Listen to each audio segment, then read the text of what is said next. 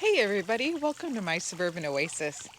My name is Soleil and I garden in the Zone 5B in mid-Michigan, and today we are going to be doing our weekly walkabout and garden tour, and it is a beautiful fall morning. The crickets are chirping, the birds are kind of flirting around, but it's very quiet in the garden this morning and it's a little bit foggy, and I just think it's going to be a great walkabout to check out what's going on because things have definitely changed since just last week. Let's take a look. I got some celosia that I picked up at the store, and I'm going to decide where I plant that out at. I definitely have picked up quite a few plants lately, and hopefully I'll have a chance to show you some of the new ones and take you along for the journey of planting. My scented geraniums over here are doing just lovely. You can see they're starting to turn a little bit yellow and put on a little bit of fall color. And some of my potted plants are looking really pretty too. I have this beautiful hydrangea. I don't know what kind it is. It's just a macrophylla of some type, underplanted with some lobelia. And then over in the corner, this diamond rouge hydrangea is starting to really take on those deep dark hues on its leaves. Isn't that gorgeous?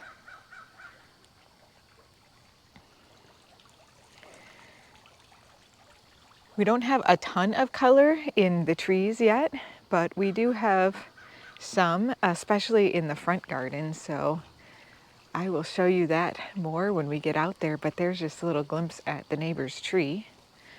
And we've almost gotten all of our hydrangeas and yews planted out in the garden, so just a couple of those left.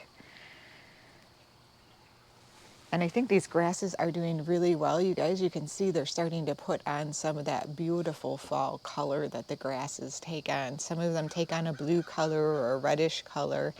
This one has little hues of both in it, and it's just gorgeous with its plumes. I've continued to work on kind of cleaning up around the potager garden a little bit. We've had some overgrowth into the path and just pulling out some of the sedum that has kind of overtaken some of the areas. We're starting to get a little bit of color from the mums in this garden bed over here.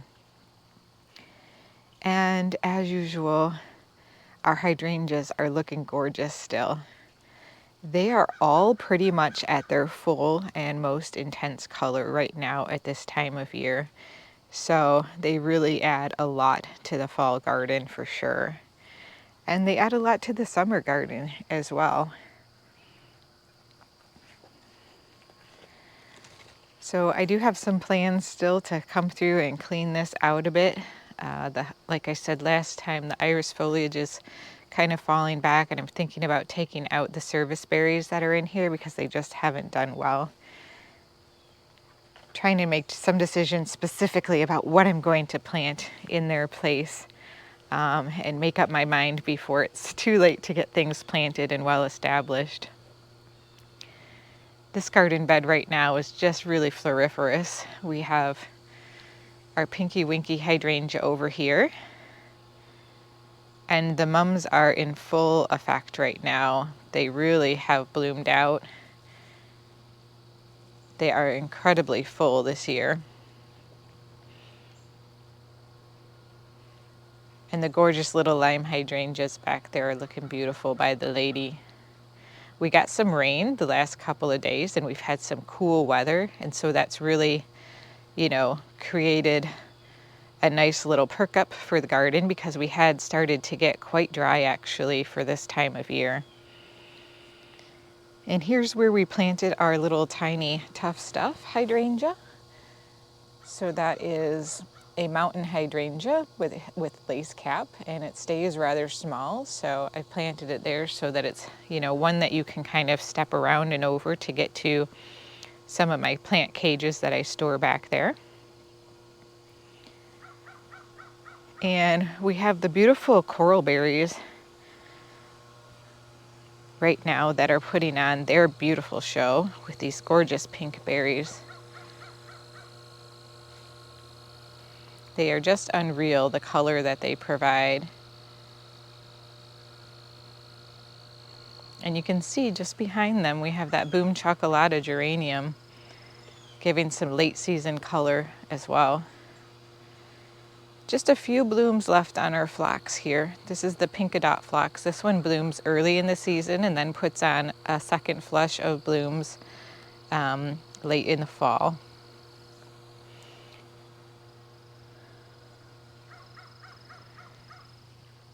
And in our half moon garden over here, as we come to the Tian Shan, we are starting to see some of those maroon colored edges, or kind of pinkish colored edges, starting to happen on after the flowers are fertilized and they drop. And aren't these beautiful? So these will come out on just about every one of the flower heads. And I believe they're the sepals. I'm not positive on that. But as those come out, they will remain for quite some time and provide almost what looks like a second bloom on the shrub. We got some beautiful blooms on this rose. I mean, for the end of the season, isn't that pretty? These are the high voltage roses, and they are gorgeous. Easy Elegance series is what those are part of. We still have a few blooms left on our hibiscus that is the Rose of Sharon, or Althea. Many people call these by different names. But our evening rose hibiscus is pretty much done. I think this is like the last bloom down here that I see. It's a beautiful and gorgeous last bloom. But now we just have to enjoy the rest of the foliage, and it puts on some gorgeous seed pods as well. So that helps to provide some interest. And if you leave the stems up during winter, many of those will remain, and they're really pretty, I think.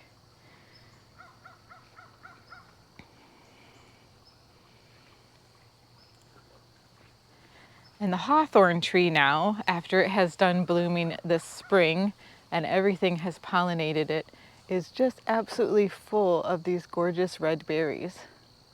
And the birds will enjoy eating these throughout the next couple of months. And the squirrels too, probably, and all sorts of other animals that are out and about in the garden this time of year. Well, over here in what is our western border, that this faces east and also gets some sun from the south.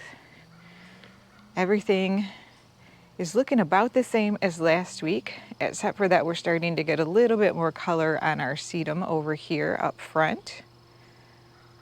And I am thinking about taking out those daylilies there because I think they just aren't providing a whole lot of interest. They don't have a lot of bloom power, and they look pretty messy right now at this time of year.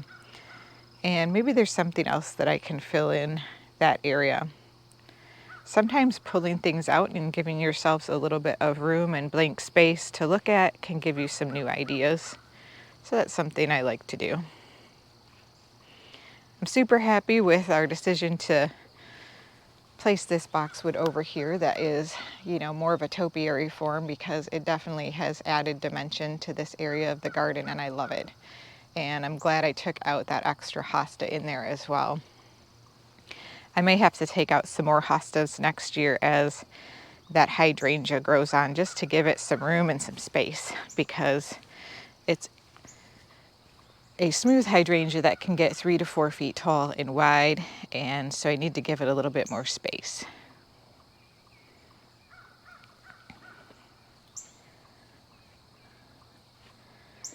I have a small evergreen tree in the way back that just keeps growing slowly, and I'm looking forward to that, getting bigger over the next few years. It definitely has taken its time. It's a spruce tree. I think it's a white spruce.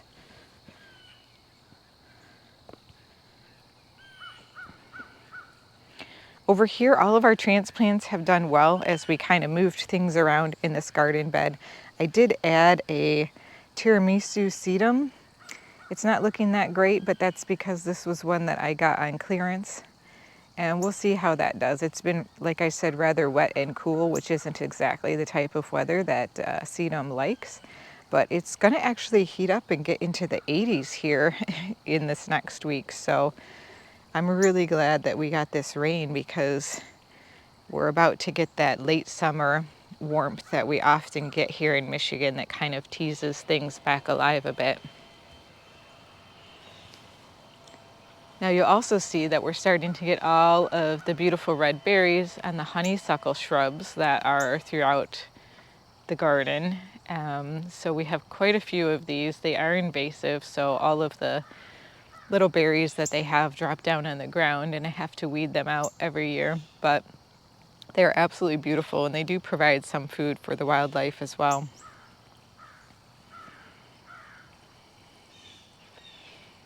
This Pinky Winky is gorgeous. Just look at the color on that. It's so pretty. I'll be interested to see how that one does next year, because it will be year 3 for it. And so I think it will have really established and might put on some really good new growth for us, hopefully. I'd like to see it get a little bit taller.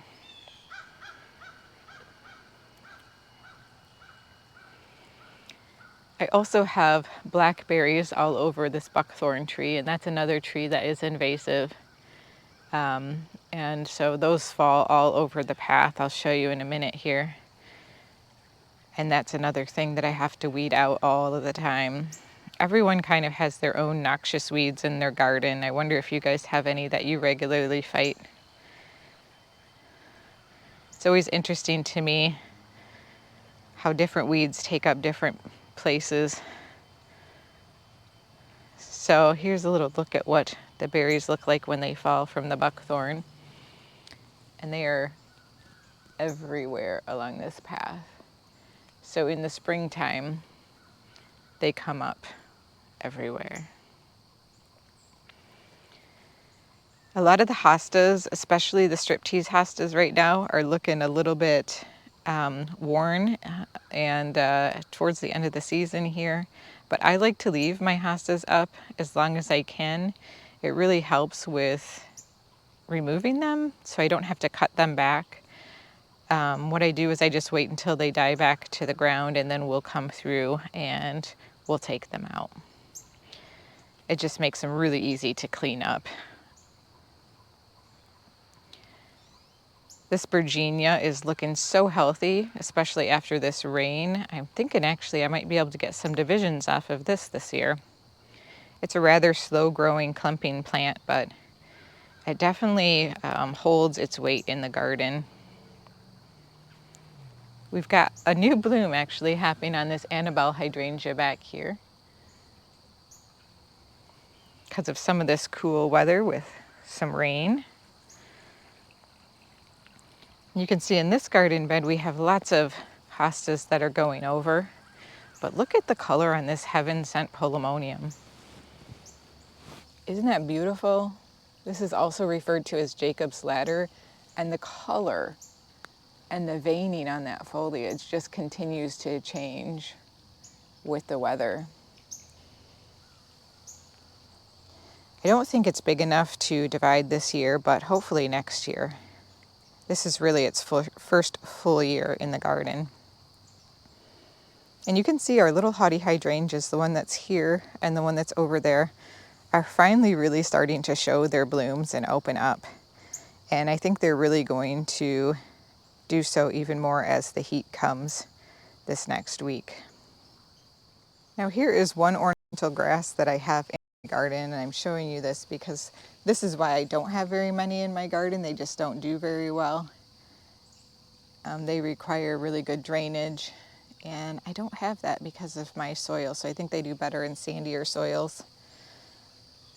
But that one's doing okay.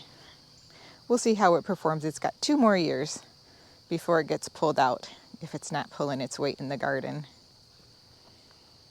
Some gorgeous, gorgeous blooms on this Let's Dance Can Do hydrangea. And let's take a peek over the fence. Look at this Queen of Hearts Brunera though, by the way. Look how huge those leaves are. This is my hand. This is a giant, giant leaf. Wonderful Brunera, my favorite of all of them, I think, that I have grown. All right, well here we are looking down at the back garden, and those boxwoods have settled in nicely.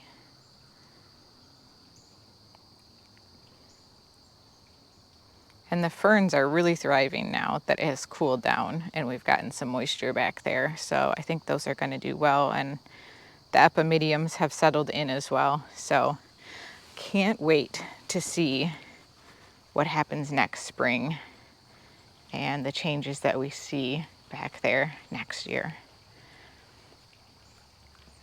I've been coming through and doing some weeding, so you'll see those kind of in the path. I usually just throw them in the path unless they're really big.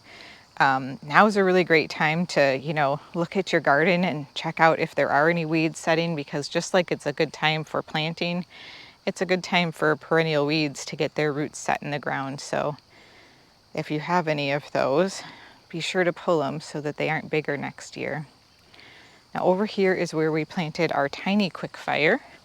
I had a Back to the Fuchsia planted here. It was a salvia, but it did not do well because the chipmunks dug under it, and so the roots were not getting what they needed. So hopefully they won't do that to this, but I don't know. We'll see.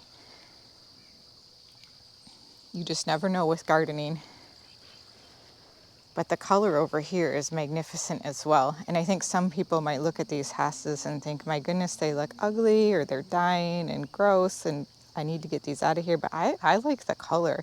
I just like to enjoy the change of the season as much as possible, because we have not much gardening that's happening in December or January or February here in Michigan. So I like to take this in and see the beauty of it for what it is.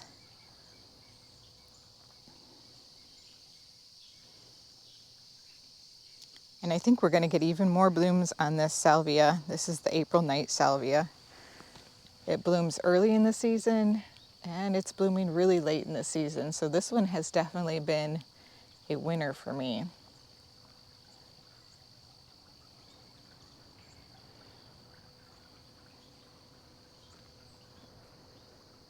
All the pears that we planted along the edge here are doing well, and we're finally starting to get some real height on them so that they actually show in the garden, and they're going to be even more magnificent as they continue to grow on. Haven't gotten any color on this Fothergilla back here. This is the Mount Airy Fothergilla, but we should be seeing some soon. Just some barely tiny tinges of color that I see. Our pretty and pink lungwort right here are doing good. We took those out of the path and just planted them right here as transplants a couple weeks ago, and they're already putting on some nice new growth. So I think they like their new home. It's always a good sign.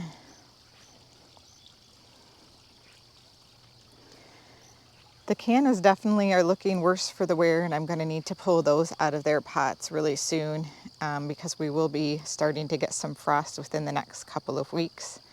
And I want to put those rhizomes and store some of them in my basement over the winter.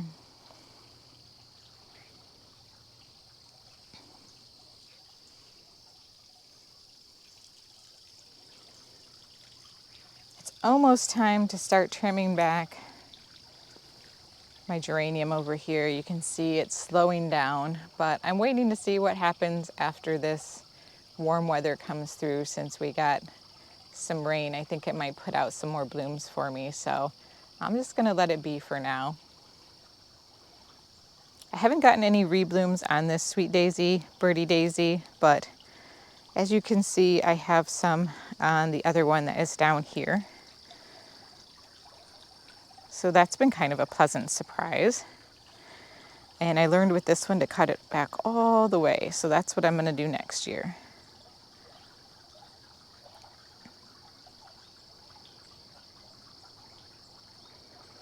This is the Pugster Blue Butterfly Bush. There's actually several of them planted in the same location to give it the overall effect of a larger bush. And it has been magnificent for me this year. Just fantastic. And I love having a little pop of color with the mix of heuchera in this area. You can't go wrong with a beautiful foliage plant that gives you color throughout the season. Lots of beautiful color down here with this butterfly bush and the mums. And you can actually see some fresh new growth on this topiary. So I think we're going to be able to thicken these up probably as soon as next season. That's exciting. And the underplanting of this viburnum is looking pretty good back here. We planted these lungworts and they have done well throughout the season and they're getting better and bigger. So I think next year they're going to provide even more filling back there, and I hope that they're going to cover the entire soil at one point back there because I think they really light up the understory beneath this viburnum. And this viburnum is just barely starting to put on some tinges of color, but that will be happening soon as well.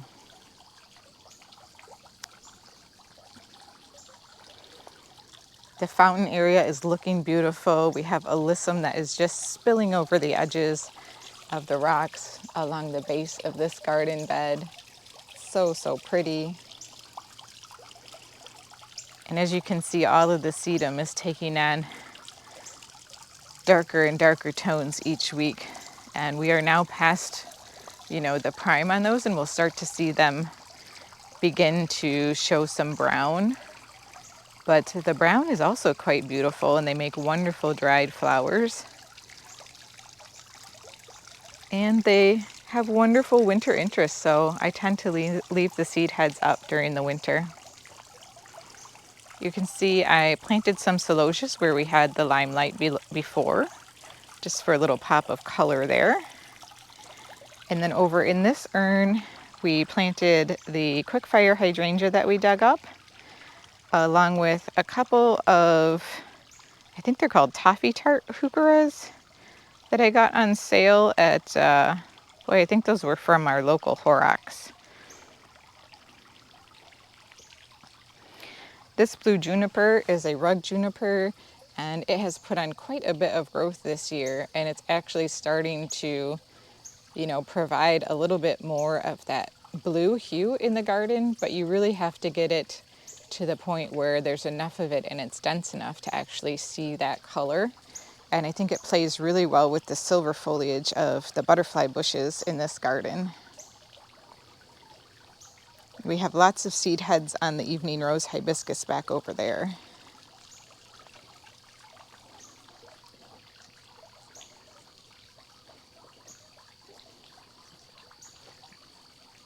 These incredible hydrangeas are starting to brown.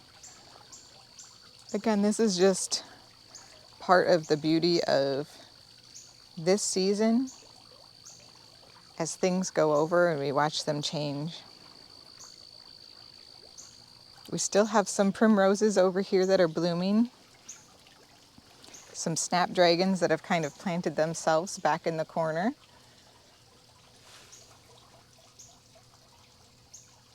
And the Italian asters.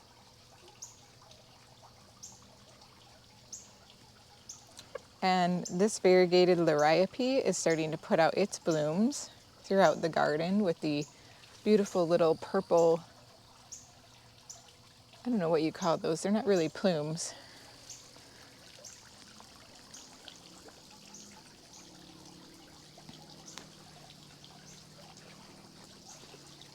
Getting a little color on our dwarf cherry tree over here. And still having some blooms on the little haughty hydrangea in this pot. I need to get this heather planted out into the garden. And you can see all the white mums back in here blooming. And a few more blooms on our mock orange have come out since last week. It's a very, very small secondary bloom on the mock orange, but it's still there. And we still have lots of blooms on our Verbena bonariensis over here. And of course the mums. They're kind of flopping a bit from the rain that we've had, but that's okay. It's just because they've been so big. You can see those new shoots on the hydrangeas that are blooming. This is the berry right hydrangea, and they will eventually turn just as dark as the blossoms at the bottom here. Our hydrangeas that we planted in here are looking absolutely fantastic. These are the smooth hydrangeas, the Incredible Blush, and we have the Mini Mavette.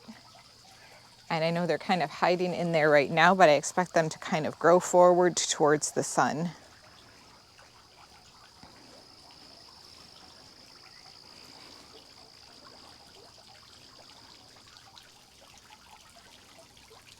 You just take a look back at the garden from this perspective. And we're going to put up some drone footage for you guys if we can at the end of this video, so stay tuned. Here we have the Rave hydrangea opening up its second bud. That one we just planted. So it's definitely happy with the rain that it got. Out here in the front garden, as we go through the pathway, just looking back towards the back, you can see I took the little lime hydrangea that I had growing in a pot on the deck and I planted it out here because it had been in that pot for quite some time and was getting very root bound and wasn't doing as fantastic as it could be. So I thought, why not put it out here? I think it will look really beautiful.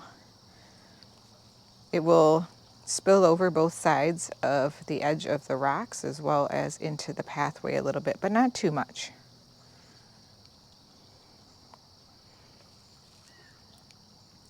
The burning bush over here is starting to put on a little bit of color. And again, this is a burning bush that I had topiaried up. And so I expect to see this begin to change more.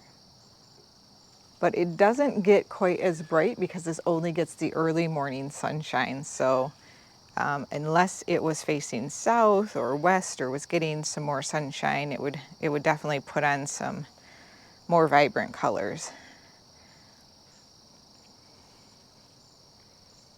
This is the PG hydrangea standard, and it is beautiful as well. So you can see we're starting to get some yellow color on the crab apple, and some of the leaves are falling, and I think that is gorgeous. It's kind of like when it has blossoms falling in the springtime. Just looks like someone sprinkled them all over and fairies came through.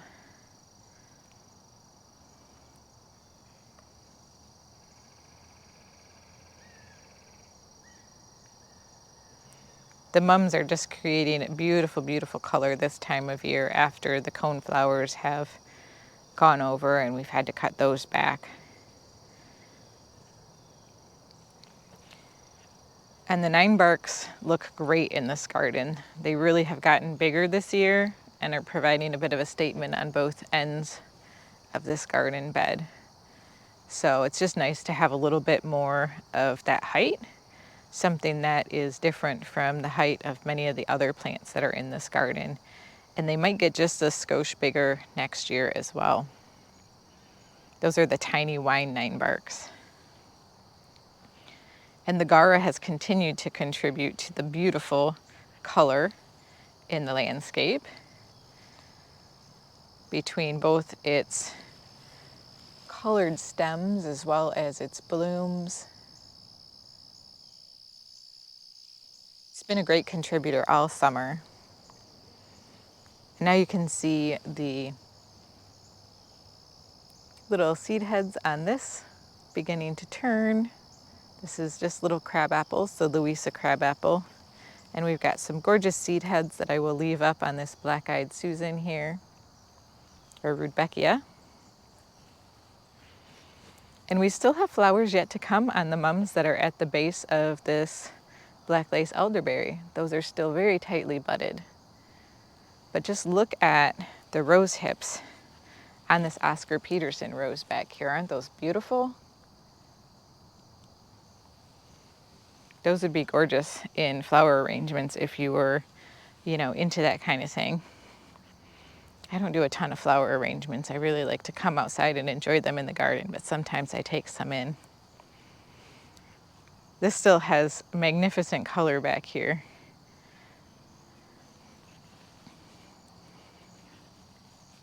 And I love the combination of the Gaura with these mums, both so bright. And even more so, you can see the combination of these Oscar Peterson rose hips and the gorgeous blue-green foliage of the juniper. Well, this front sun garden bed just continues to look fantastic to me. I love the colors and I love the shapes. I do need to come through and trim up the weeping cherry, but you can see the bobos have completely changed their color now. Those are as deep and as dark as they will probably get. And the spiky foliage of the irises is really great. So even though they only bloom for a little bit in the spring, you have to remember what else that brings to the garden. That blue foliage and the spiky kind of contrast of that against some of the other material that is like bushy or shrubby is fantastic. You can see some of the colors really changing on that oak leaf hydrangea this week. And you remember these are orange rocket barberries, but now they are a very, very deep tone as the seasons change.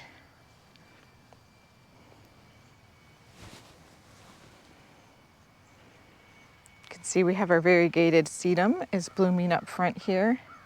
And now our coneflowers are starting to go over in this garden bed, so I will come through and cut those back.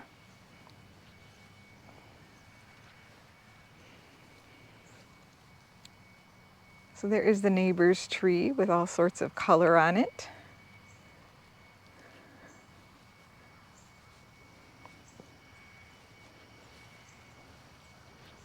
And our mums all snug about these bobo hydrangeas. And contrasting very sharply with the bright colors now of the boxwood. So you see how certain things throughout the season actually begin to shine more as the seasons change and the things growing around them change. Before, it wasn't the boxwoods that shine over here. You saw more of the daisies and more of the salvias and the dianthus and some of the alliums and different things throughout the season. But now here we are in the fall, and it's the hydrangeas and the mums and the boxwoods that we get to really enjoy.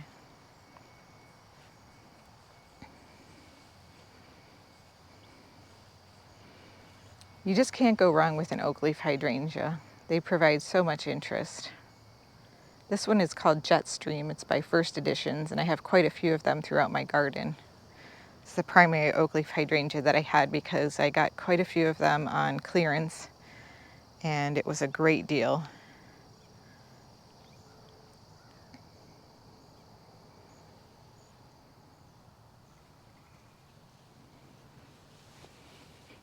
The new garden bed over here is looking great. Somebody commented that they wondered if I had planted the junipers maybe too close to the weigela. But that kind of was my plan. I want them to overlap. I want the weigela to kind of nestle its branches around and give some hugs to the junipers, if that makes sense. I really want them to be kind of coming out of it. They don't grow very wide, the junipers. They're only going to get about 1 to 2 feet wide. So it's the weigela that'll probably be about 3 to 4 feet wide, and there is definitely 3 feet at least between the junipers. So I think it should be fine, but I'm the kind of gardener that would prefer to plant closely, and then if I have to move them further apart than to plant too far apart, I'd have to move them closer. We're still getting more and more growth on this oak leaf hydrangea. This is the Gatsby Moon that we just planted, and I'm so thrilled with how happy it seems to be in its position. I know that could take a couple of years to actually share its blooms with us, but that's okay. They're well worth waiting for, I think, in my opinion. And, you know, sometimes we just have to be patient in our gardens, as hard as it can be, just to get to where we want them to be. And then they change, and then we get to try something else again. I do have a bit of a plant haul I want to share with you guys. I've got quite a few plants, and some of them we're going to change out some of the planters that we have to a little bit more fall planting, and hopefully I can take you guys along for that as well. You can see some things that are dying back here, like the hostas. But we definitely have quite a few blooms still on the geraniums and the asters. And again, even though we're almost to October, we still have some gorgeous, gorgeous blooms from these impatiens. They really, really earn their place in the garden every year. And they have lots and lots of different colors of them. These are just a bedding plant that I get at my local nursery, and so you could buy a flat of them for like $15 or something like that, and they really do fill in quite quickly over the season.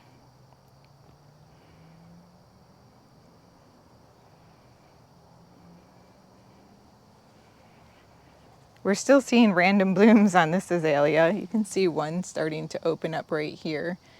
I really am hoping it saves a few for the spring anyways, but we'll see what comes. Definitely happy with the changes that we made in this front garden bed this year. Just trying to bring a little bit more height into it, as well as a little bit of color other than green and just hostas. So, you know, over time it takes money to add to your garden, and so you have to just kind of slowly build it unless you have lots of money. And so bringing in this firelight hydrangea has been great, along with this can-do hydrangea. And I'm looking forward to what they bring next year. You can see we actually have some new growth on this right here, which is a hellebore. I can't remember what variety that is, but that's one that hasn't bloomed for me yet. It was one I bought through mail order, and I'm actually expecting it to bloom next year. I think it will.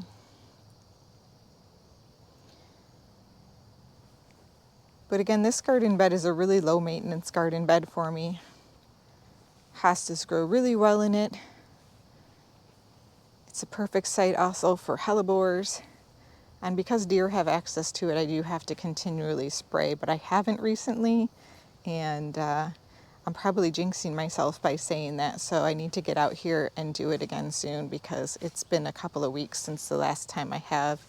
And with this fresh rain and some fresh new growth potentially on plants, it definitely makes things more palatable to the deer.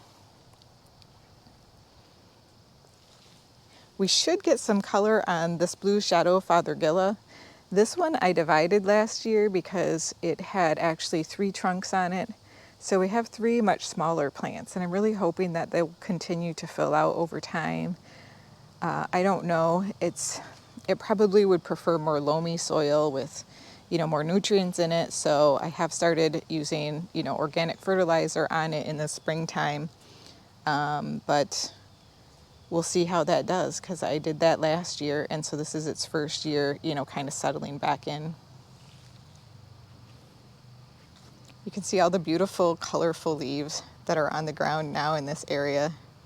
Isn't that gorgeous? So much color.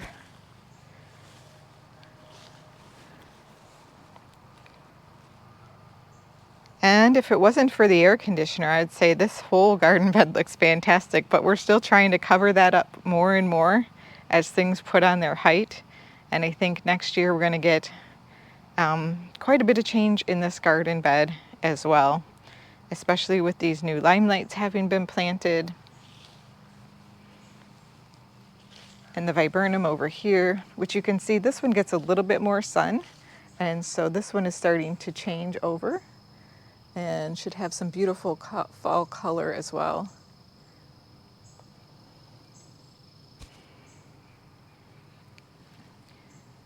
think things have changed on this side of the house, so much so that I really enjoy it a lot more coming over here and working in it. I think when you make changes to the garden that are beautiful for you, it really helps to encourage you to get out in it more and to spend time in it, whether that be sitting and having your favorite beverage or coming out to work in the garden and get some chores done. Just fantastic. So like I said, hopefully we'll have some video right after this that is from my husband. We had to get a new drone because the other one had a little accident, and so he's been learning how to use the new one, and hopefully y'all will stay on and enjoy that view as well. Thanks so much for joining me today, and we'll see you next time. Bye!